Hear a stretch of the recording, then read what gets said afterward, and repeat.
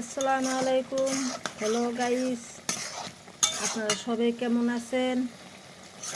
আজকে আমি লোকাল মুরগির মাংস বানাইতেছি। এখানে আলু ভাজা করতেছি। ভাজা করিয়া মাংসর মধ্যে তুমি সেই টেস্টিং হবে। এই যে আলু কাটিয়া তেলটা ভাজা করতেছি। আর এখানে মাংস লাড়াচাড়ি করতেছি। বয়েল করা হয়ে গেছে। এখন আমি জল দিব।